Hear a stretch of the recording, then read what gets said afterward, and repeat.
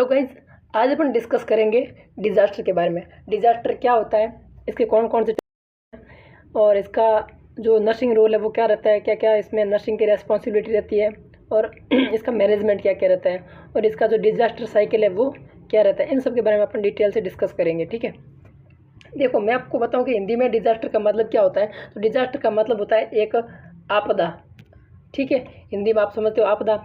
देखो डिज़ास्टर को मैं बताना चाहूँगा डिज़ास्टर होता क्या है। तो जनरली ऐसे बात करते हैं। देखो एक तो डिज़ास्टर क्या है, एक तो ये अनप्रेडिक्टेबल इवेंट है जिसका अपन पहले कोई भी मूल्यांकन नहीं कर सकते, पहले अपन नहीं बता सकते भाई कि ये आने वाली है। जैसे अपन रात को सोए और सुबह तूफान आ गया, अपने को पता ही नहीं चला, तो ये क्या हो गया, एक डिज़ास्टर है। ठीक है, दूसरा अपन कह सकते हैं इसमें क्या है, डिस्ट्रप्शन ऑफ इकोलॉजिकल सिस्टम। इसमें क्या होता है, जो इकोलॉजिकल सिस्टम है वो अपना क्या हो जाता है, डिस्टर्ब हो जाता है, डिस्टर्ब हो जाता है। तीसरा अपन कह सकते हैं इसमें क्या होता है, तीसरा इसके अंदर देखने को अपने मिलता है loss of human life. Human life का क्या हो जाता है, लॉस हो जाता है एंड उसकी हेल्थ सर्विसेज है वो भी क्या हो जाती है, डिस्टर्ब हो जाती है। तो ये सब चीज़ें अपने को देखने को मिलती है किसके अंदर, डिज़ास्टर के अंदर। और इस घटनाओं को मैनेज करने के लिए अपने को किसकी ज़रूरत पड़ती है, एक आउटसाइड टीम की ज़रूरत पड़ती है जो इसको क्या करे, मैनेज करे। ठीक है, अब अपन इसके जो जनरल इंट्रो है उसके बारे में डिस्कस करते हैं।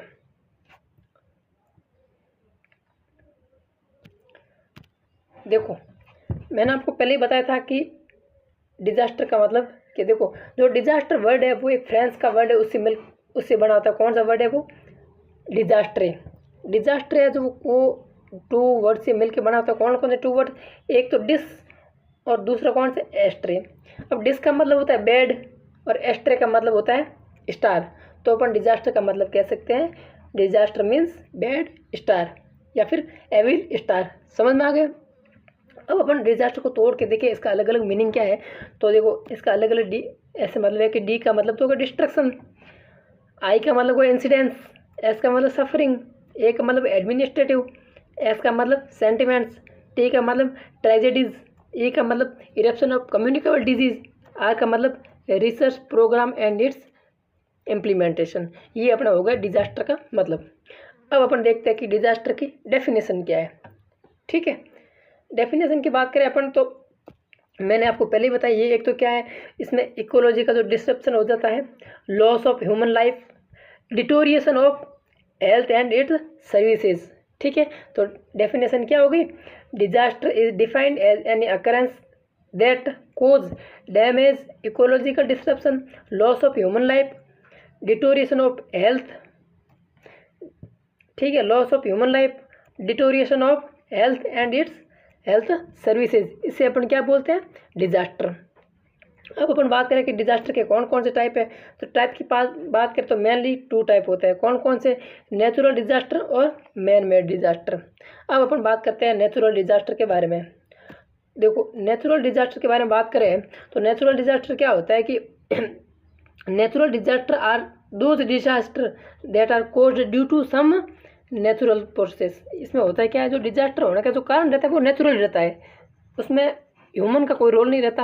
ह्यूमन उसमें अगर बदलाव करता है तो नेचुरल उसमें क्या हो जाता है, बदलाव हो जाता है, जिससे डिजास्टर की कंडीशन बन जाती है। जैसे कि इन्वायरमेंटल है अपना, उसके अंदर अपन पेड़ पौधे काट देते हैं जिससे कि इन्वायरमेंटल जो माहौल है वो बिगड़ जाता है और आंधी तूफान आने के चांसेस ज़्यादा बन जाते हैं। ठीक है, तो क्या natural disaster is disruption in the balance of environment का जो बैलेंस है वो बिगड़ जाता है और डिजास्टर की कंडीशन बन जाती है। तो इसका मेन कॉज क्या रहता है, नेचुरल, इसलिए अपने इसको क्या बोलते हैं, नेचुरल डिजास्टर।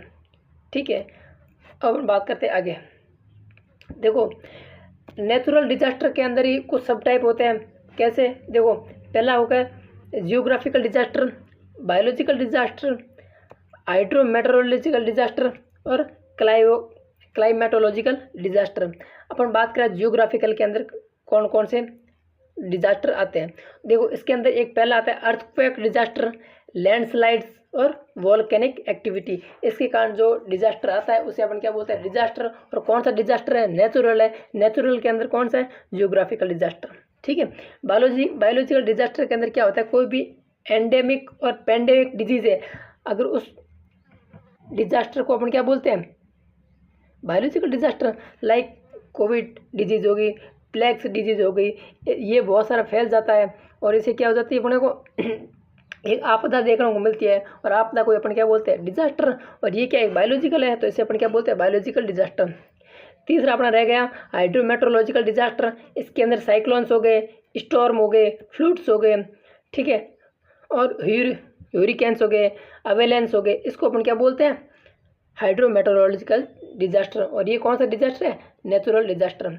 फिर अपन बात करें क्लाइमेटोलॉजिकल डिजास्टर, इसके अंदर कौन कौन से आते हैं, एक्सट्रीम टेम्परेचर के अंदर बदलाव होता है तो उसके कारण डिजास्टर आ जाता है, तो उसे अपन क्या बोलते हैं, क्लाइमेटोलॉजिकल डिजास्टर। या वो ड्रॉट के कारण आ जाता है, कोल्ड ब्रस्ट के कारण आ जाता है, वाइल्ड फायर्स के कारण अगर कोई डिजास्टर आता है तो अपन उसे क्या बोलते हैं, क्लाइमेटोलॉजिकल डिजास्टर। और क्लाइमेटोलॉजिकल डिजास्टर किसका पार्ट है, नेचुरल डिजास्टर का। अब अपन देखते हैं आगे मैन मेड डिजास्टर, ठीक है।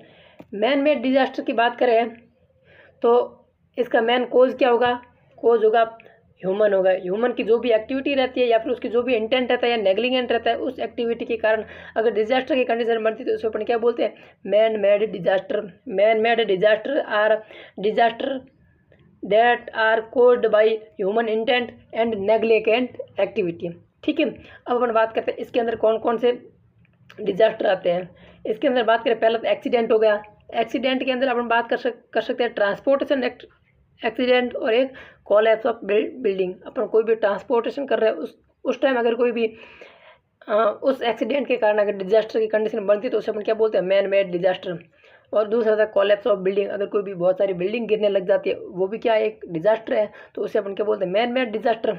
तीसरा अपना रहता है environmental degradation.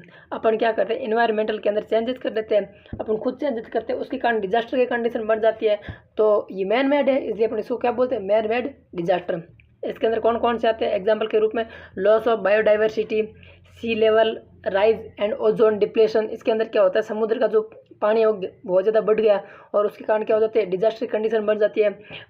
Wild land fire, land degradation, इसे अपन क्या बोलते हैं, एनवायरमेंटल डिग्रेडेशन हो गया, और इसे अपन क्या बोलते हैं, मैन मेड डिजास्टर। फिर अपन बात करें आगे की बात, आगे कौन सा अपना, आगे अपना है technological disaster.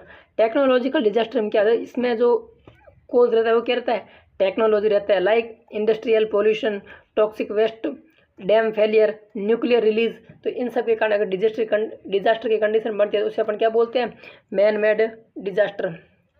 Man made disaster के अंदर ये अगला टाइप है टेररिस्ट अटैक, लाइक अपने अभी पुलवामा में अटैक हुआ था, अभी एक जम्मू कश्मीर में ये अटैक हो गया, इसकी ये तो क्या एक डिजास्टर की कंडीशन है, इसे अपन क्या बोलते हैं, टेररिस्ट अटैक। एक होता है सिविल डिस्टर्बेंस। सिविल डिस्टर्बेंस के अंदर राइट्स, यानी कि कोई बहुत सारे झगड़े चल रहे हैं, जैसे लाइक पहले चल रहे थे अपने जो महाराष्ट्र का एरिया है उधर आदिवासियों में चल रहा था, वो कुरी और उनके बीच में चल रहा था, तो वो क्या एक झगड़ा ही था, वो क्या डिजास्टर ही तो है, ठीक है। तो कोई पॉल्यूशन हो गया तो उसे अपन क्या बोलते हैं, मैन मेड डिजास्टर। अब अपन आगे बात करेंगे इसकी कौन कौन सी फेज रहती है डिजास्टर की, ठीक है, उनके बारे में थोड़ा सा डिस्कस कर ले ब्रीफली। फेज़ की बात करें, इसकी मेनली 3 फेज़ होती है, pre impact phase, impact phase और पोस्ट इम्पैक्ट फेज़। देखो जो प्री इम्पैक्ट फेज़ रहती है वो क्या है, डिजास्टर की घटना होने से पहले की फेज़ को अपन क्या बोलते हैं, pre impact phase. Impact phase यानी कि जब वो डिजास्टर की कंडीशन बन गई और लास्ट तक जो इमरजेंसी कंडीशन बनती है ना, उस तक की कंडीशन को अपन क्या बोलते हैं, इम्पैक्ट फेज़। और इमरजेंसी कंडीशन से वापस जो कंडीशन नॉर्मल बन जाती है उस कंडीशन तक के अपन फेज़ को अपन क्या बोलते हैं, पोस्ट इम्पैक्ट फेज़। अब अपन थोड़ा देख लेते हैं कौन सा, प्री इम्पैक्ट फेज। देखो प्री इम्पैक्ट फेज क्या है, it is initial phase of disaster. Disaster क्या है, इनिशियल फेज है प्रायर टू एक्चुअल अक्रेंस, कोई भी वो एक्चुअल घटना होने की पहले की फेज को अपन क्या बोलते हैं, प्री इम्पैक्ट फेज। दूसरी अपन बात करते हैं इम्पैक्ट फेज। इम्पैक्ट फेज क्या है, जब भी कोई भी डिजास्टर अक्कर हो जाता है, यानी कि वो घटना घट जाती है, एक्चुअली हैपन्स हो जाती है, तो उसे अपन क्या बोलते हैं, इम्पैक्ट फेज, ठीक है। और इम्पैक्ट फेज कब से कब चलने को देखने को मिलती है अपन को, जब ये क्या घटना घटित होती है उससे लेकर इसकी जब इमरजेंसी कंडीशन बन जाती है, बहुत सीवियर कंडीशन बन जाती है, उस तक की फेज़ को अपन क्या बोलते हैं, इम्पैक्ट फेज़, ठीक है। फिर अपन बात करते हैं आगे कौन सी फेज़ रहेगी, आगे अपनी रहेगी post impact phase. Post impact phase में क्या होता है, अपने जो इमरजेंसी कंडीशन बनी थी किसके अंदर, इम्पैक्ट फेज़ के अंदर, वापस नॉर्मल कंडीशन बनती है किसकी, डिजास्टर की। इस फेज़ को अपन क्या बोलते हैं, पोस्ट इम्पैक्ट फेज़। किसकी पोस्ट इम्पैक्ट फेज़, डिज़ास्टर की। ठीक है, ये तो होगी अपनी फेज़ ऑफ डिज़ास्टर। अब अपन आगे इसके बारे में डिस्कस करेंगे इसकी इसका साइकिल कैसा है, साइकिल की फेज़ कौन कौन सी है, इसका मैनेजमेंट कैसे करते हैं, नर्सिंग की रेस्पॉन्सिबिलिटी क्या है इसके अंदर, ये सब अपन आगे की वीडियो में डिटेल से डिस्कस करेंगे। अब तक के लिए धन्यवाद।